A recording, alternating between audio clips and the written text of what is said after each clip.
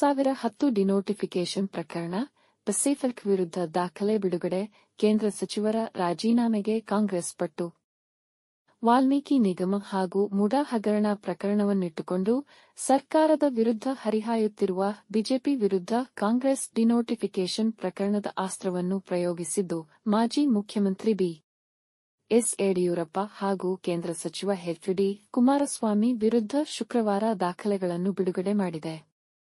ಬೆಂಗಳೂರಿನ ಕೆಪಿಸಿಸಿ ಕಚೇರಿಯಲ್ಲಿ ಜಂಟಿ ಸುದ್ದಿಗೋಷ್ಠಿ ನಡೆಸಿದ ಸಚಿವರಾದ ಕೃಷ್ಣ ಬೈರೇಗೌಡ, ದಿನೇಶ್ ಗುಂಡೂರಾವ್ ಮತ್ತು ಸಚಿವ ಸಂತೋಷ್ ಲಾಡ್ ಅವರು ಬಿಎಸ್ವೈ ಹಾಗೂ ಎಚ್ಡಿಕೆ ವಿರುದ್ಧದ ಅಕ್ರಮ ಡಿನೋಟಿಫಿಕೇಷನ್ಗೆ ಸಂಬಂಧಿಸಿದಂತೆ ಕೆಲ ದಾಖಲೆಗಳನ್ನು ಬಿಡುಗಡೆಗೊಳಿಸಿದರು.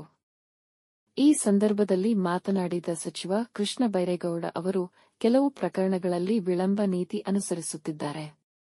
ತಪ್ಪು ಮಾಡಿದವರಿಗೆ ರಾಜ್ಯಪಾಲರು ರಕ್ಷಣೆ ನೀಡುತ್ತಿದ್ದಾರೆ.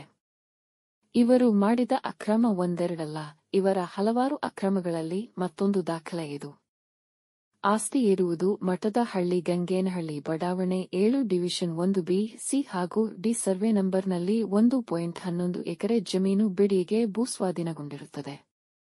ಇದನ್ನು ಡಿನೋಟಿಫೈ ಮಾಡಬೇಕು ಅಂತ ಯಾರೋ ರಾಜಶೇಖರಯ್ಯ ಅನ್ನೋರು ಅರ್ಜಿ ಕೊಡುತ್ತಾರೆ.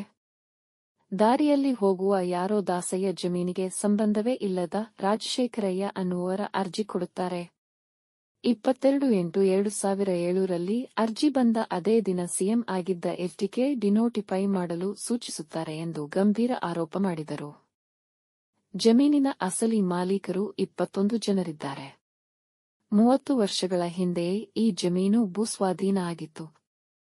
ಯಾವುದು ಭೂ ಸ್ವಾಧೀನ ಆಗಿತ್ತೋ ಆ ಜಮೀನಿಗೆ ಕುಮಾರಸ್ವಾಮಿ ಅತ್ತೆ ಅನಿತಾ ಕುಮಾರಸ್ವಾಮಿ ತಾಯಿ ಜಿಪಿಯ ಮಾಡಿಕೊಳ್ಳುತ್ತಾರೆ.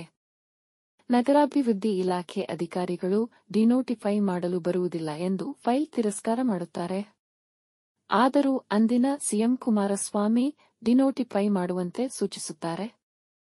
ಬಳಿಕ ಸರ್ಕಾರ ಬದಲಾಗಿ ಯಡಿಯೂರಪ್ಪ ಸಿಎಂ ಆಗುತ್ತಾರೆ. ಆಗ ಮತ್ತೆ ಅದೇ ಫೈಲ್ ಸಿಎಂ ಯಡಿಯೂರಪ್ಪ ಕೈಗೆ ಬರುತ್ತದೆ. ಕಾನೂನು ಗಾಳಿಗೆ ತೂರಿ ಯಡಿಯೂರಪ್ಪ 2010 ಜೂನ್ 5ರಂದು ಭೂಸ್ವಾಧೀನದಿಂದ ಕೈ ಬಿಡುತ್ತಾರೆ ಎಂದು ಹೇಳಿದರು. ನಮ್ಮ ಚಾನೆಲ್ನ ಎಲ್ಲ ಅಪ್ಡೇಟ್ಸ್ಗಳನ್ನು ತಿಳಿದುಕೊಳ್ಳಲು ನಮ್ಮ ಚಾನೆಲ್ ಅನ್ನು ಲೈಕ್, ಶೇರ್ ಮತ್ತು ಸಬ್ಸ್ಕ್ರೈಬ್ ಮಾಡಿ. ಧನ್ಯವಾದಗಳು.